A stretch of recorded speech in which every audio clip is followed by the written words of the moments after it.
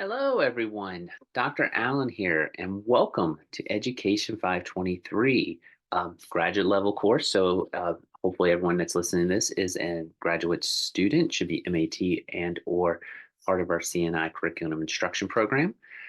Again, this is 523.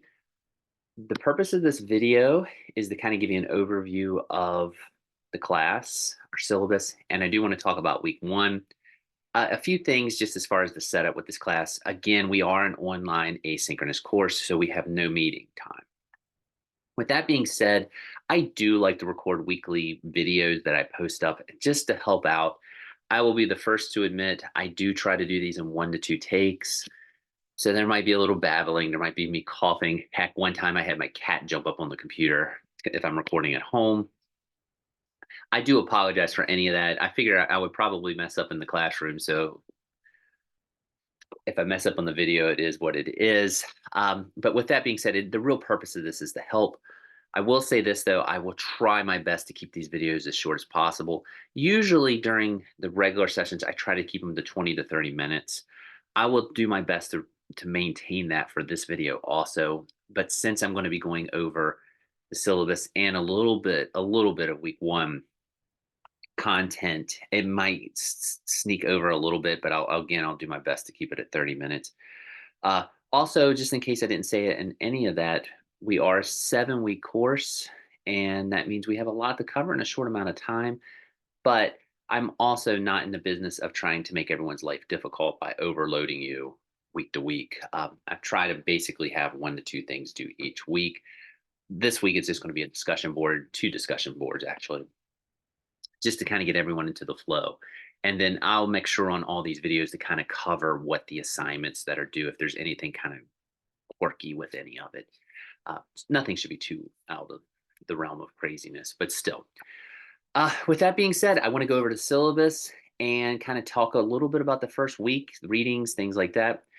So why don't we go ahead and jump in? I feel like I've already babbled 5 minutes and wasted 5 minutes. So let's go.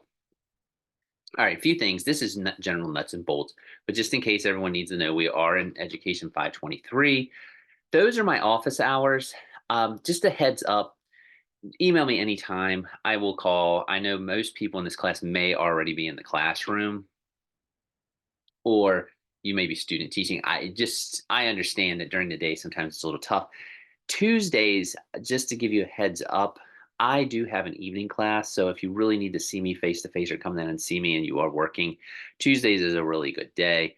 But I'm willing to Zoom or contact or communicate with anyone, outside. So don't fret with those office hours. Those are my official ones, but I will definitely communicate outside of those hours. I think nuts and bolts wise, I think most people are probably familiar with where you are in Shepherd, but there's an honor code. Please make sure that you're not cheating or doing anything dishonest. I guess with AI, that might be taking on a new meaning, but we're actually going to do something related to AI this semester. I wanted to show you everyone. So, anyway, not putting the cart before the horse. The course description, I don't know if anyone has actually checked that out. There's a few things with this. I think it's a very dated course description. And what I mean by that is it talks about field experience. There are no field hours associated with this class. I've even triple checked. I do this every semester. Uh, there's nothing. Most people that are in this class are already in the field, and I think that's what it's referring to. But in case you read it and it talked about field experience, you don't have to contact our field coordinator, set up hours, and be placed in school or anything like that. We're basically, I think what we're referring to is just your experiences in the classroom at this point. But with all that being said, this class actually is, I guess the best way to think about it is it's supposed to be talking, or we're supposed to be communicating and talking about a diverse classroom, schools, communities. Um, that word diversity it's a big word and it covers a lot of areas. Uh, I will tell you just a little bit on my background. I was a social studies teacher for 15 plus years. I actually did work for the government also on some policy type things. My inkling is to kind of go social studies a little bit with this class. So forgive me. I will try my best to kind of not go too social studies teacher, but I do think a lot of it deals with sociology type topics or even governmental policies. We're going to look at some Supreme Court cases.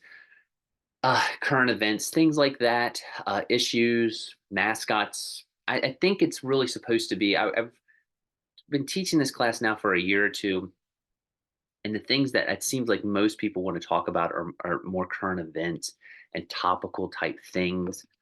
And I think as a graduate class, that's a very important thing. So that's kind of my MO. A lot of globalization, if you've gotten a chance to look at any of the readings yet, and how that affects classroom delivery, the makeup of classes, the way we've structured standards, things like that. So this class is, I don't know if anyone's had a foundations of education class. Most of you probably have. I think it's kind of that, and hopefully maybe to the next level, or at least a little deeper dive in some of the topics.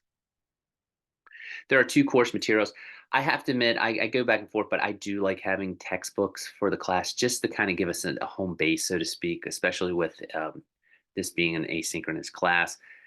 The two textbooks are one are Flat World and Education. That's Linda Darling Hammond. If you're a graduate student, it's a name you may want to be familiar with. She's a pretty big name in the world of education. You will probably notice sometimes on the discussion boards, I'll put LDH. That's just her, just for her initials. I will also kind of throw this out there with this book. Hopefully, I'm not picky about where you get the book or how you get it, or if you download it or whatever, that's all fine. I do want to give you the heads up. It's a book. I flirted with getting a different book this semester. Not that you want to hear my stories, but I wanted to try to keep the cost a little bit down. That book is starting to get a little older, but I think it's still got a lot of good stuff in it. And I think for the purposes of this class, I can kind of fill in the blanks if there's something that's gotten a little dated. The book was written, they'll reference the Obama administration a good bit. So I think that kind of just gives you a headway, but a lot of the themes and the topics I think are very, very still relevant. The other one is Finish Lessons 3.0. There's a Finish Lessons 1.0 and 2.0. I will say 3.0 deals a little more with the COVID um, issues and some of the more modern type stuff. It was great during the beginnings of the pandemic. It came out, but one reason I did that, and the Flat World in Education gets into this too. A lot of She references a lot of countries and backgrounds of their education systems and how we're starting to apply some of this in the United States and vice versa, and how the world's shrinking. The Finnish lessons, I like that book because it gets into a lot of that. The Finnish system is always held up as a model. One thing I like about this book, though, is it talks about some of the gaps that are starting to happen in the Finnish system as things they've been, I guess, facing the last 10 years since the 2.0 book actually came out. So, long story short, again, if you want to listen to it, if you want to read it, however you want to get the information, that's fine with me. I'm good either way. So, this one's more towards the end. I think it's kind of fun. I like looking at different countries and how they apply stuff. And she's going to reference a lot of that in this book. I'm going to try to steer clear of getting into that until we get towards the end. There's also some extra readings I may post and things like that, just to kind of, it might tie into topics, and I'll always have those up on Brightspace. There's the sources that are available to you. I think the Rave and things like that, unless you're on campus. If you're coming on campus for any class, obviously you don't have to. For this class, make sure you're signed up for Rave, and there are academic support and things like that. If you think you need any of that, there's the information. I'm going to kind of jump through. I'm sure if you've been in classes, some of these probably look pretty important. Obviously, we're an asynchronous class. Just a word to the wise, please make sure you're checking in at least once or twice a week. You'll see the timeline. I usually operate on this. I usually open everything up at Monday very early, and it rolls till the next week. I do operate week to week. I know a lot of professors like to open everything up at once. I like week to week because I just think being asynchronous, I still like to kind of have, I know it's hard, I want to get this out the best way I can. I don't want it to be just like an independent study type course, if that makes sense. So I feel like if everyone's on a week to week thing, it just keeps everything in a flow. There are a few things you can definitely work ahead on. And I will say this, my time is I like to have everything open up on Monday by 9 a.m. and everything is due the following Sunday by 11:59. I usually have things open on the weekends beforehand, and I'll give you a heads up if you want to start and get going on some things. So, but just the heads up again, Monday through Sunday is the official time. And by the way, if for some reason something isn't showing, again, contact me. Probably not you. It's probably me. It could be something that I did where I don't have it, where I don't know if you can see it on my end, but like if I haven't opened something up yet, like I haven't updated all the dates here yet, um, you'll see hidden. I might have not hit that button to make it accessible. The assignments, I'm trying to keep this short and sweet because we only have 7 weeks. But it's also a graduate class, so I want to kind of think outside the box a little bit too.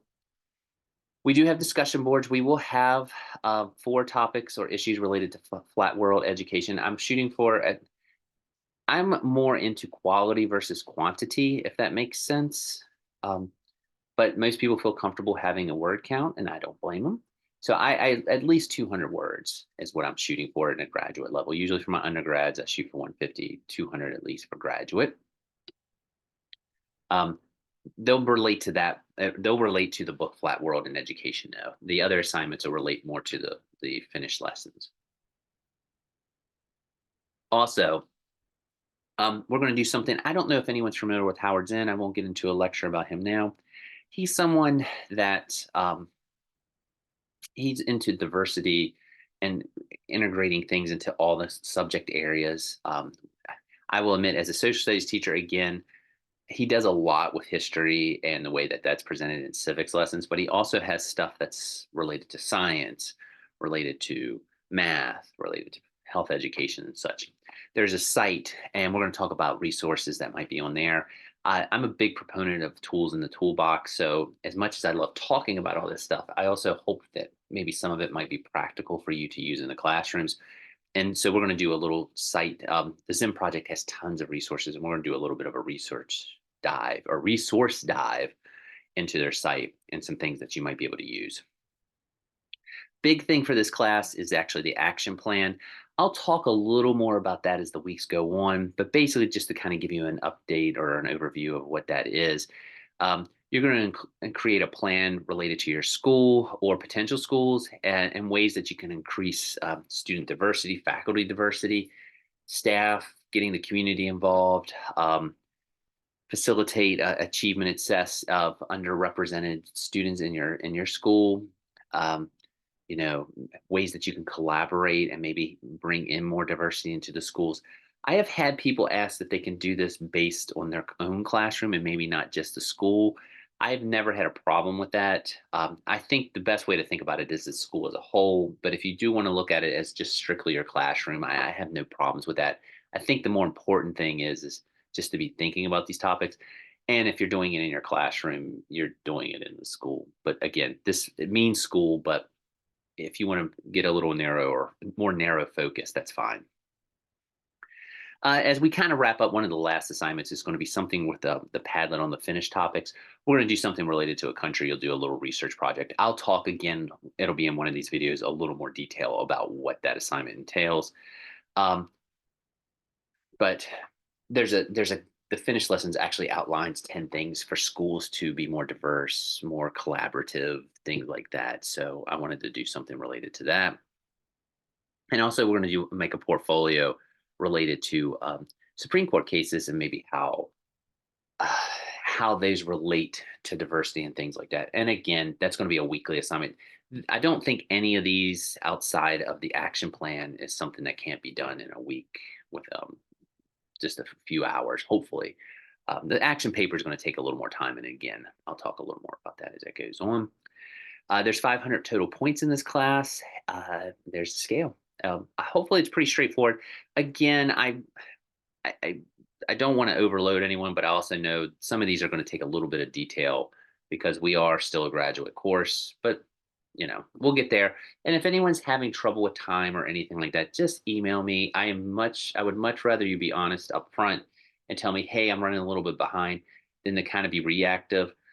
If you email me like on a Friday or a Saturday and say, hey, my kid has a soccer tournament and I have to go to the Eastern Shore, just email me. Give me the heads up. It's no big deal if you have to email in a day or two after it. I'm not going to lose sleep over it.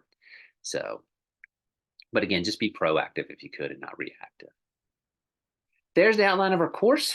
As you can see, it should go, I'll double check the dates, but it should go basically Monday to Sundays. and we're done by the end of February, which is absolutely insane. But we're starting. It seems like a little early, but I was told we're not. I guess judging by my dates, we're not. But basically, we're a January and February course, and it'll probably fly by pretty quick. But it's, I think, a fun class. Like I say, I think it's definitely a graduate level class where we're going to be talking about issues, and I think that's important. That's something, with a graduate class you should be getting into. It's, what are the big issues, and what are ways that we can have more diversity, not just we're going to talk about this here actually in a second, but just not a diverse classroom of students, which is very important, but also a diverse classroom or school of teachers, community members, ideas, um, things like that. So diversity brings in a lot. Again, big topic. So, and as you can see, though, anything that's on here, and if you're curious, it's like discussion four is due on the 4th. So this week, I'm going to talk about chapter 1 and 2 of Flat World Education, and discussion one's due on the 14th. So we'll kind of go from there. And again, 200 words.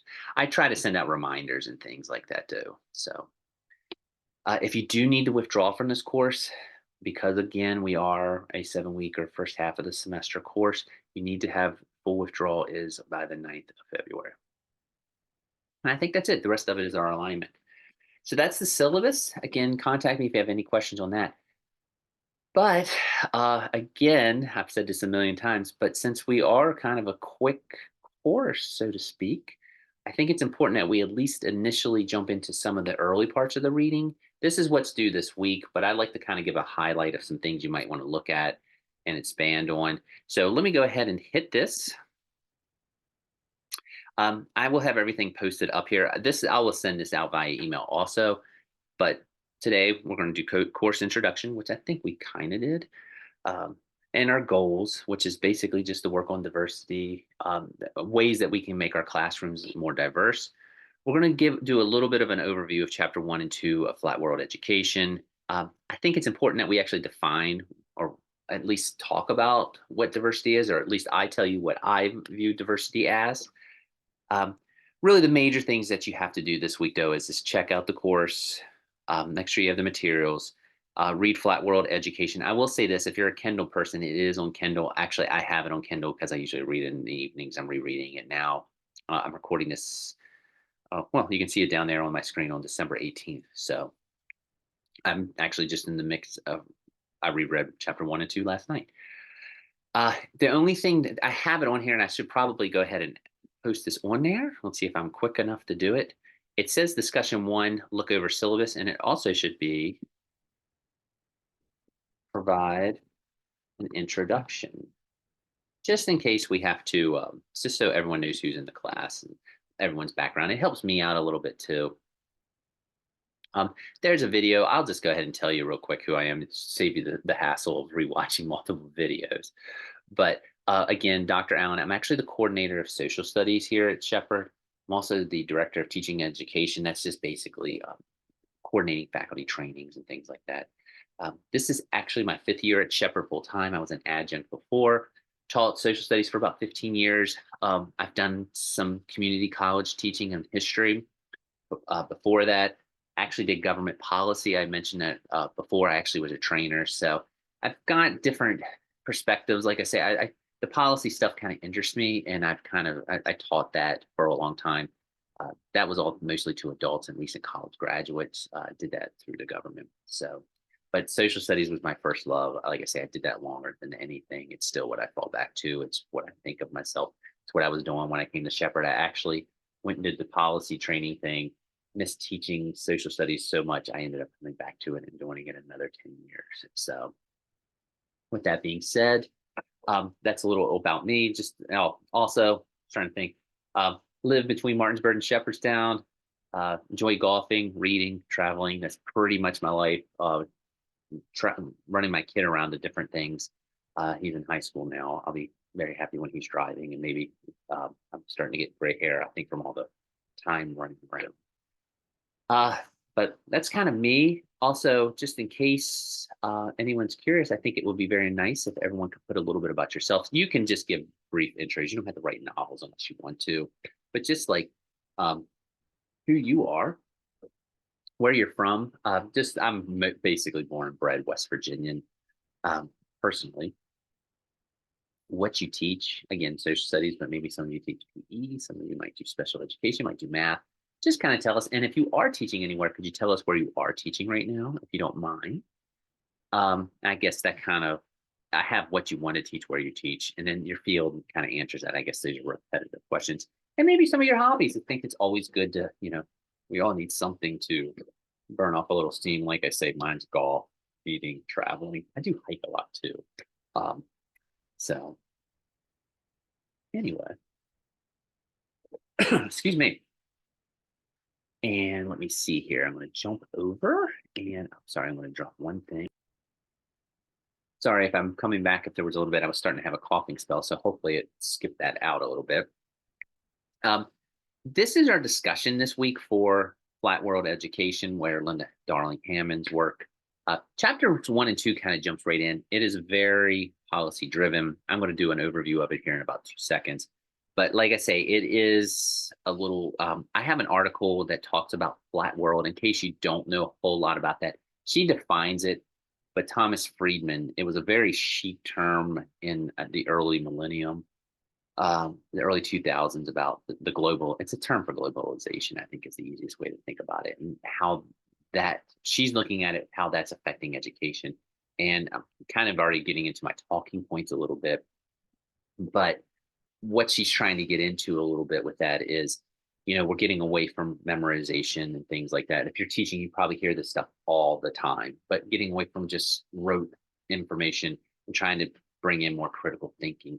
I'm a social studies person, more inquiry based type stuff. Um, and of course, communication barriers are just, you can do interviews with people on different continents in your class and have guest speakers. And she gets into a lot of that. She's also talking about how the systems interact on a global level. And again, we'll get into that a little later. All right.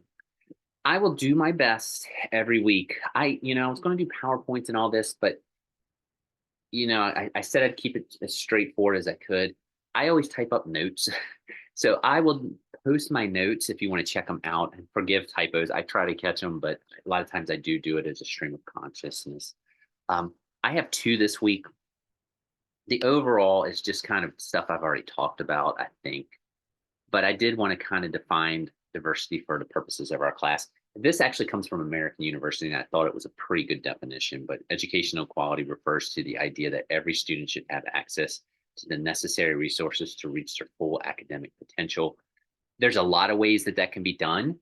Some of it's funding, some of it's diversity in the classrooms, some of it is the teachers that are in the classrooms, where the teachers are from, the teachers' backgrounds. But I think that definition kind of hits everything. So that's the definition I'm going to kind of work with when we're talking a lot about diversity and educational equality, which I think is a nice way to put it.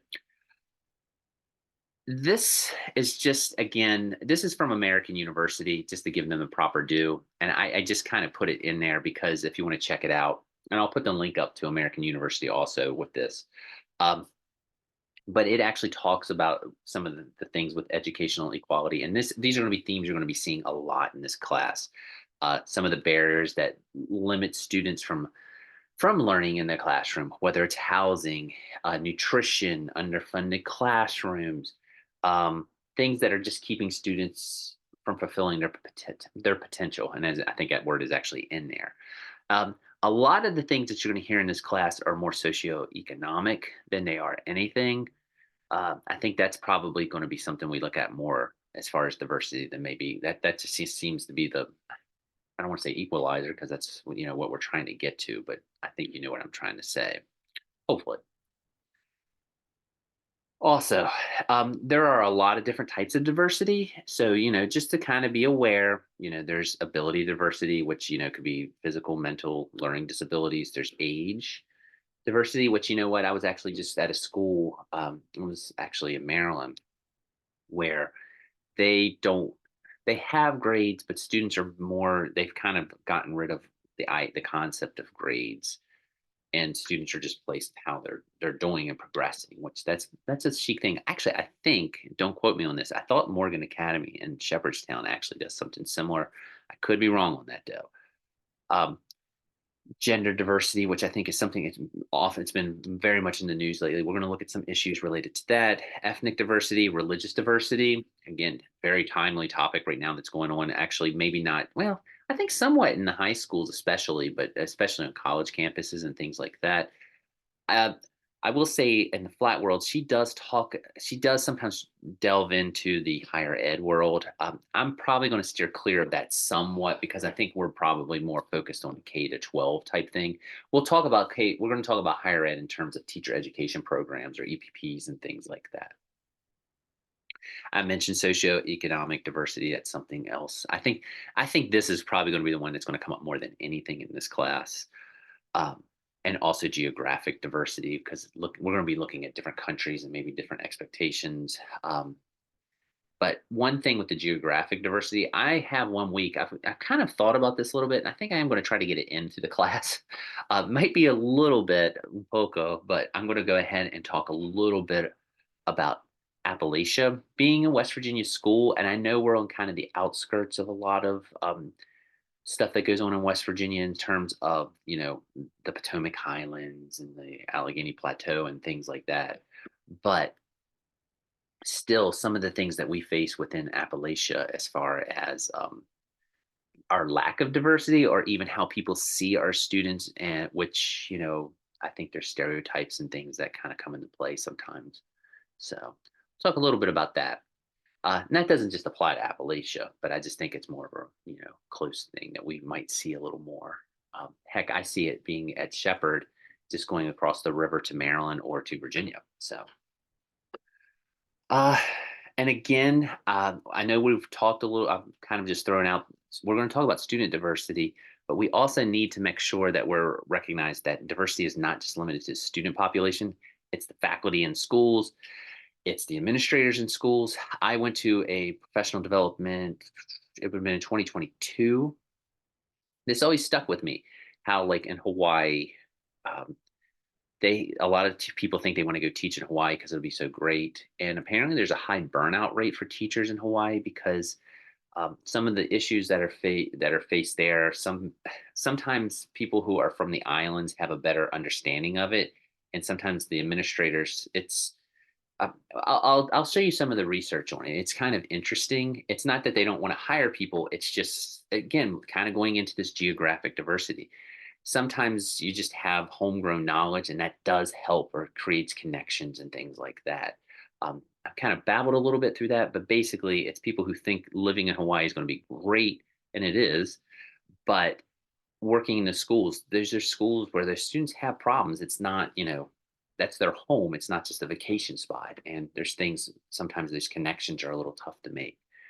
Um, Also, just to kind of tell a little bit about the diversity type aspect, this is something we see. I've been at two universities in education preparation programs, and, it's something we see a lot.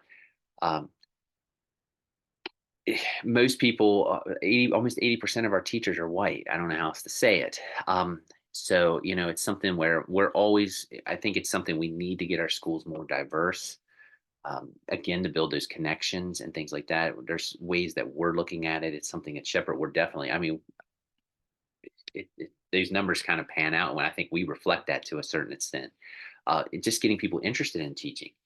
Um, as you can see, you all can read like what the breakdowns are, but it's a field that's still, um, the actual educators are still, it's not very diverse. I don't know how else to say it. There's a lot of theories on that, and we'll look at some of them. And like I say, the book Flat World Education actually gets into that. That's just a little bit of an overview. I also just wanted to point out, if it helps, and I will run through it here very quickly. But if you go down here, there's overall talking points, and then there's talking point one. This is me as I'm reading and typing up notes. Um, I like to talk a little bit about, like, some of the big theories and things like that. So as I get into that, um, it just helps me think. I'm a typer and a writer as I go. But anyway, I mentioned what flat world education is, and this is what she's going to get into in chapters 1 and 2. She's going to talk a little bit about this. and getting away from like that old school way of teaching those, 1950s, 60s, 70s. I will say this as a social studies teacher, there was definitely a movement in the 60s and 70s to try to address some of this old memorization approaches. It's something we still, struggle with and fight just as teachers and as educators, I think across the board. I mean, you could probably see some of these different ways of thinking where well, I know they have it in Maryland and I know they have it in West Virginia. If you're in Virginia or Pennsylvania, I'm sure you do. I don't. No school pops into my mind like Maryland and West Virginia. But especially in the 60s and 70s, you would see a lot of those open concept schools where the schools were just kind of open. These were ways that they were trying to address some of these problems with the way of teaching, and maybe students would learn through almost osmosis. I'm very narrowly explaining this. Uh, Most of these schools now have walls up. I know there's one in Maryland right across from Shepherd that actually used to have no walls, and now they've actually built walls. But anyway, she talks a little bit about some of these struggles and the histories of building up to getting away from that old just sit lecture talk. She also discusses a lot of the systems, especially in chapter one globally, the Finnish system, which we're going to talk more about at the end, South Korea, Singapore. Again, I'm going to save you me kind of going on a rant or lecture about this. I will come back to all of those, but she does start to lay the groundwork for some how those are incorporated into our systems and some of the ideas we're taking from them. She also shows some of our test scores in recent years as far as like how we compare to other countries and maybe why we're low or why we've increased and things like that. She references Brown versus Board of Education. We're going to talk about Supreme Court cases. I'm going to take it on faith that most people know Brown versus Board of Education. It's pretty much one of the most famous Supreme Court cases of all time. Just in case you don't, no big deal. I would recommend looking it up, but I can give you a super quick summary. Basically, it reversed Plessy versus Ferguson. That the concept of Plessy versus Ferguson was separate but equal, where schools could be segregated but as long as the teaching and such was equal, it obviously never happened. It was a form of segregation, and Brown versus Board, I think it's Topeka in Kansas, reversed this decision or that said it was unconstitutional, and it started to the desegregation of schools is what Brown versus Board does. That's a very, very quick summary, but um, again, we'll get into that more with the Supreme Court cases, but feel free to look that one up because she does reference it a good bit. I mentioned she talks about the antiquated models that we're using. Again, check it out, reread a little bit, but she does talk a little, well, a lot about the socioeconomic type segregations that are taking place. I actually will have something posted if you want to check it out. It's not required viewing, but I would recommend it if you're very much interested in this. It's going to be on the Little Rock Nine. If you're not familiar, that was actually going back to Brown as in Little Rock, Arkansas, when their high school started to desegregate. There was a lot of battles and such on it. But the reason why I think that documentary is very interesting is that school was segregated, then it desegregated, and now they're fighting some forms of segregation, or, well, let me rephrase that. They're fighting a lot of diversity type things where it's become a very chic school in some regards to go to, but it's almost like a have and have not high school where the socioeconomic status is there's a lot of wealthy students and there's a lot of poor students, and the ways that they're taught are not quite the same, maybe in terms of quality and who's teaching the classes. It's very interesting. Documentary is about 10 years old now, but it got into the anniversary and such.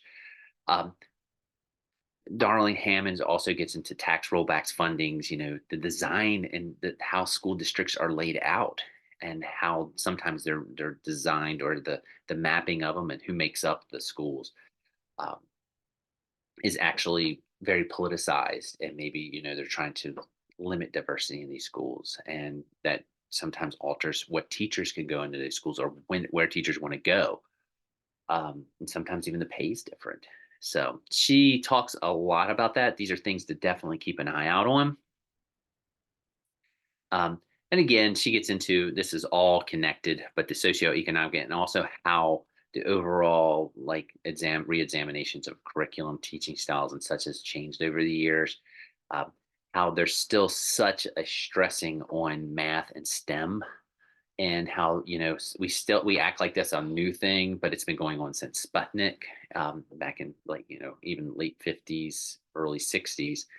Um, she also talks about the program and international student assessment. That's where all the countries are compared and how they're doing in STEM related things and math. Um, a couple of things also that she talks a great deal about, she's going to reference throughout the book, are things like the Great Society. That was Lyndon Baines Johnson's 1960s program, where he incorporated a lot of social change. The Civil Rights Act was part of that. Things like Medicaid, not Medicare, Medicaid. Medicare might have been part of that too. I'll have to double check. But long story short, a lot of social programs, a lot of what we would call welfare programs or social welfare programs started to come into play. Um, Also, I have it listed down there, but she talks about President Ford's Education for All Handicapped Children's Act. Became a public law to make sure that all students, if they have some sort of physical or mental or some sort of disability of any type, still need to be provided with equality in terms of the education that they're receiving. She also she also gets into talking about, and this goes back to the Great Society, um, the Elementary and Secondary Act, that was part of that with Lyndon Johnson or President Johnson, and was signed into law. And basically, I think I have it down here, but the Elementary and Secondary Act of 1965 expanded the federal role in public education, in terms of professional development for teachers, the support materials in classrooms and for teachers and schools, things like that. It again, if you when you see the Secondary and Elementary Act or the Elementary and Secondary Act, I think if you were just going to like summarize it in a few words, just know it's really what expanded the federal involvement or federal funding in schools. It was there to a lesser extent, but it definitely was way up after that. Um, she also, just to kind of, I just wanted to highlight as you're checking all of this out, she's going to talk about a nation at risk. And I actually have that up here. I thought, if I'll, again, I will have this posted on our website or on our Brightspace spec.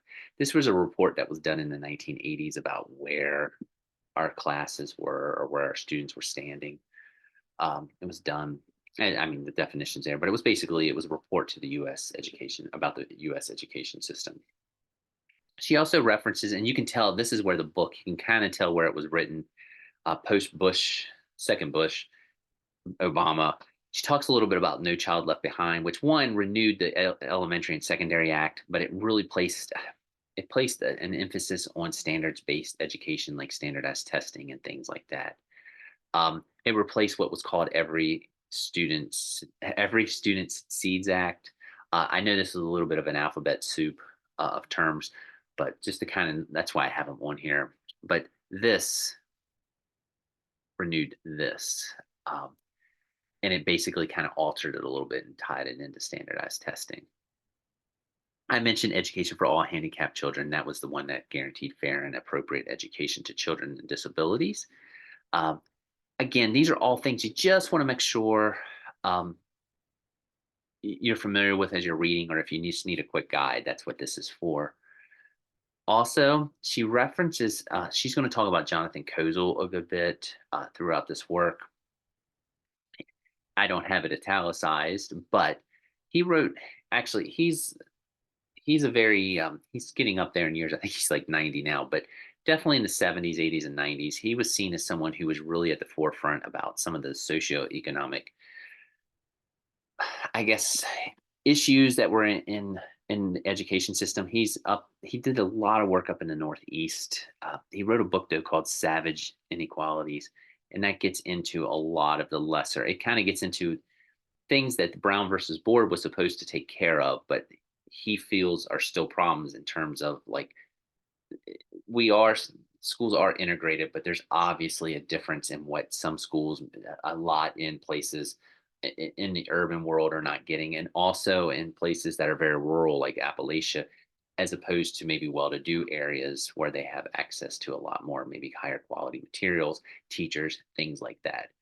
Um, And he also gets into the differences among education among races and classes in terms of what's provided, especially depending on the demographics of the school. Uh, will post this up. This was a nice little summary I found on who Jonathan Koza was. I will say this: he can be a controversial figure. She references him a lot, though, and I think it's important to know who he is, especially as graduate students. He is I would say he's an educational advocate or reformer. Um, some people love him, some people don't. But again, I think it's very important to kind of know who he is and such. Um, I know that he's actually he was a substitute teacher, and that's what really he started to notice things, and he started to do. If I have the story correctly, he had read some Langston Hughes to some of his students, and he was breaking from the curriculum. This was like in the '60s, and it really opened his eyes about what's being taught in schools, and maybe we should diversify our curriculum. That's something else we're going to talk about a little bit and such. So anyway, check it out. She does reference him a good bit, though, especially the social inequality book work. I think. Oh, I, I told you it was going to be a longer one.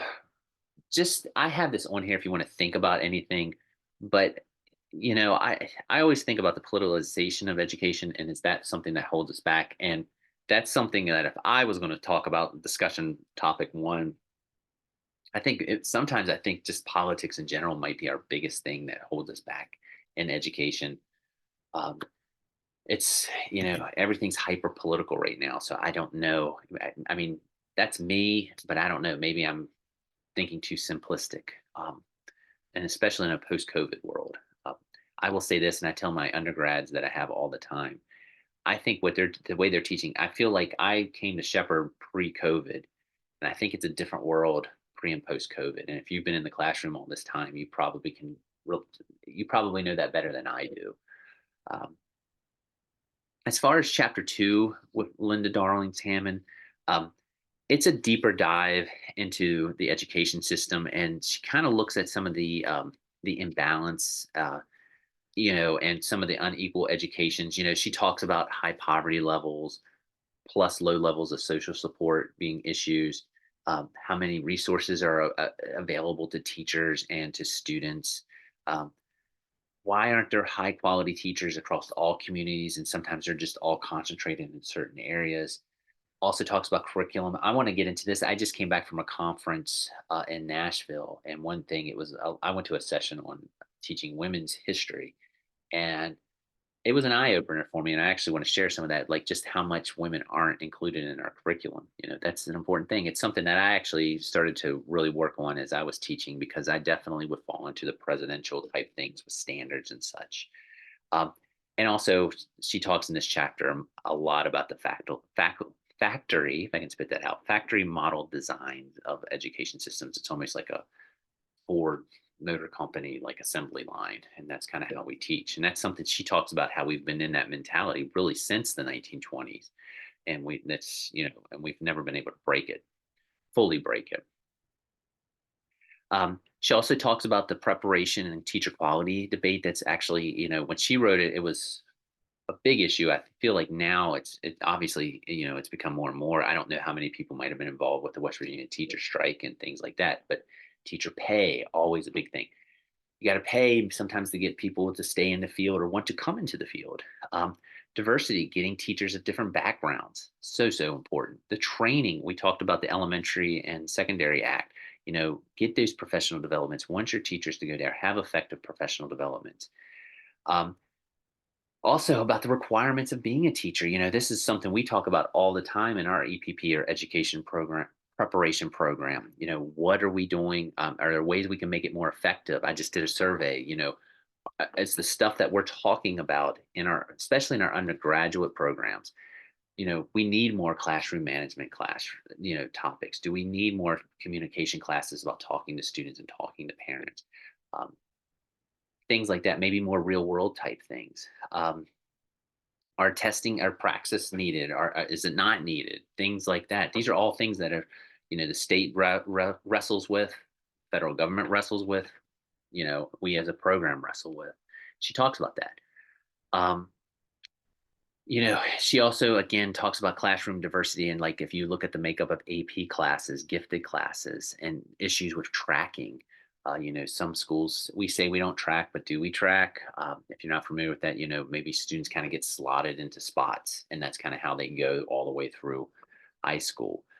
There's some European schools. We'll talk about this. There's still a few countries that still kind of practice tracking.